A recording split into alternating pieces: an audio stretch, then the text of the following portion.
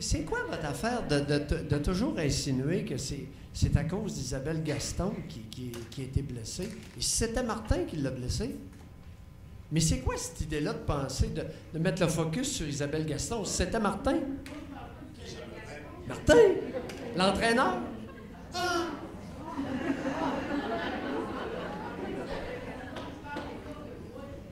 Oui.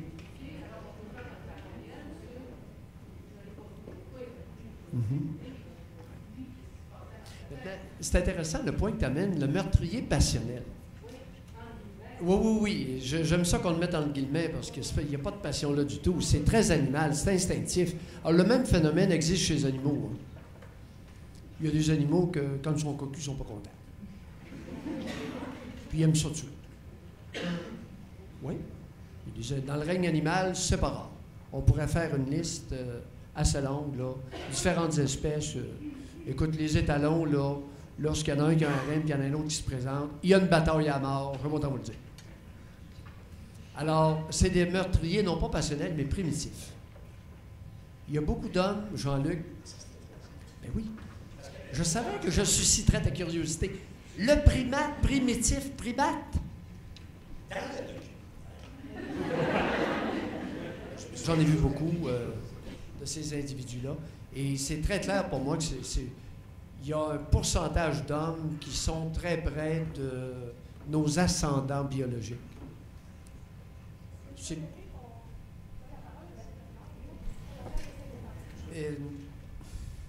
qu'il y a des hommes qui ont la capacité de tuer facile. Alors, ça existe. Ils peuvent devenir militaires, ils peuvent devenir policiers, ils peuvent devenir tueurs à gages. Ça existe. Maintenant, il y a un autre pourcentage qui, lorsqu'ils sont vraiment frustrés, régressent ou s'expriment de façon très primitive, instinctive, animale. Ça, je pense que jusque-là, on se suit. Dans le cas de Turcotte, c'est moins évident. La nature, la façon, le déroulement des événements, j'eus aimé une meilleure explication, et l'histoire de Simplement Cocu d'Isabelle Gaston, ça ne tient pas à route.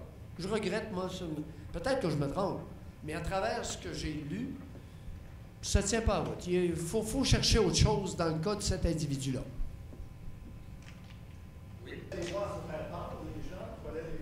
Oh, j'aime ça, qu'on se découvre. C'est bon.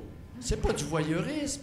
C'est de prendre conscience de ce que nous sommes dans toutes nos différences, oui, tout ça existe. On aimerait ça, des lunettes roses, tout le monde. On est gentil, on est fin. C'est pas ça, la nature humaine. La nature humaine, c'est un ramassis de toutes sortes de choses. Que ça nous plaise ou pas. Et qu'est-ce qu'on fait? L'histoire du vivre ensemble, oui, vivre ensemble, c'est tout qu'un objectif parce que on est divers et pluriel. Alors, ce voyeurisme-là est au service de la collectivité et non pas à son détriment. Écoute, pédophilie, là, la patente là, de pornographie infantile sur Internet, c'est hier ou avant-hier, diminution des crimes. Oui. Un assouplissement dans les... Ben là, tu sais, à un moment donné, les dessins, puis d'accord, si les enfants sont... Si on commet des gestes criminels pour tourner les petites vidéos, là, mais on s'est aperçu, une nouvelle, c'est qu'avec plus le monde sont sur Internet, moins ils commettent de crimes. Moins ils écoutent la télé. Alors, il y a des technologies modernes, il y a des... Avant de... J'ai tendance à dire qu'il y a des choses intéressantes qui se passent et non pas déplorées. Si on compare maintenant, il y a 50 ans, aïe, je pense qu'on a fait un petit bout, Jean-Luc. La connaissance moyenne du citoyen en 2015 versus la connaissance moyenne du citoyen en 1950. Je suis né en 49. Aïe! Lorsque vous regardez ça de façon longitudinale, un peu là, avant de commencer à critiquer les médias, oh, C'est peut-être pas parfait. C'est pas ça que je dis. Maintenant, est-ce qu'on se rend service en divulguant autant d'éléments? Moi, je me trouve très réservé. Je comprends pas l'histoire. Quand il y a un décès sur le bord de la route, ils se dépêchent à mettre une toile par-dessus sur le blessé ou le mort. C'est quoi cette affaire-là? Tu vois les polices, là, ils se mettent à 2 ou 3, puis là, ils tiennent une patente pendant que les ambulanciers enlèvent. Ça me rend mal à l'aise. Moi, je viens consulter. Oui,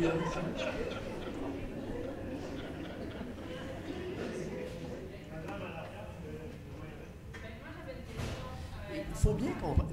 Régulièrement, il y a une chose que j'aimerais dire ici. Régulièrement, on soupçonne des individus de jouer au malade mental pour obtenir des bénéfices.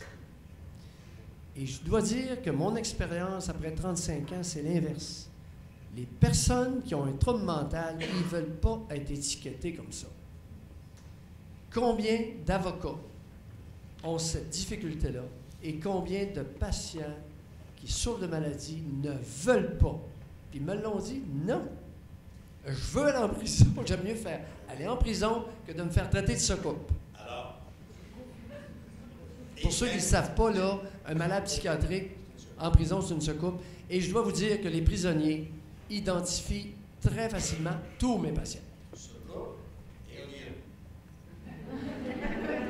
C'est pas une soucoupe. Non, une soucoupe volante. Voilà, et O'Neill. On en a un ici dans la région, Jean-Luc, qui a tranché la gorge de sa mère à Drummondville il y a un certain nombre d'années. Et je peux t'assurer qu'il n'y a pas un psychiatre qui va le laisser ressortir. À 6 heures le matin, il est arrivé derrière sa mère, après un couteau, d'une oreille à l'autre. Alors, il souffre de schizophrénie. Il souffrait de schizophrénie depuis plusieurs années. Il ne prenait pas ses pilules. Le psychiatre ne l'avait pas mis aux injectables.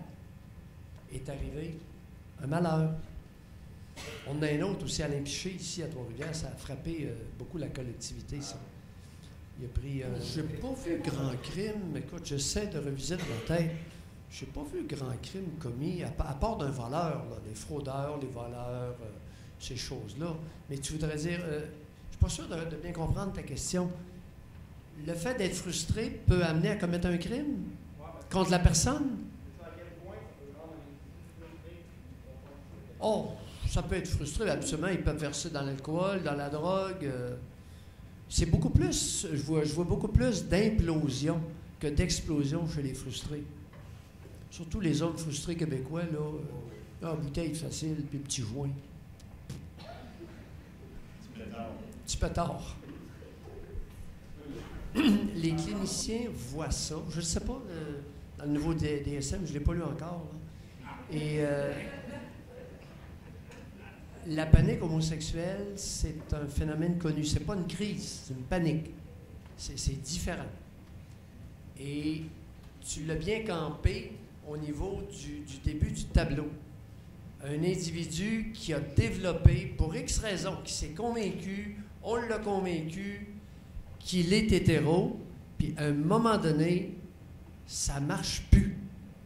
Et l'écroulement de tout ça peut générer une détresse intérieure ou un bouleversement intérieur avec une crise de jalousie en plus. Ce serait... Peut-être que je suis complètement dans le champ, mais cette piste-là, dans le cas de Turcotte, mérite d'être investiguée, d'être scrutée à la loupe. Parce que les hommes hétéros, ils vont pas souvent sur les sites homosexuels masculins. Autant vous le dire. Tu sais, comme j'ai dit à un moment donné, une paire de barbus qui se sucent, là, c'est pas joli à voir.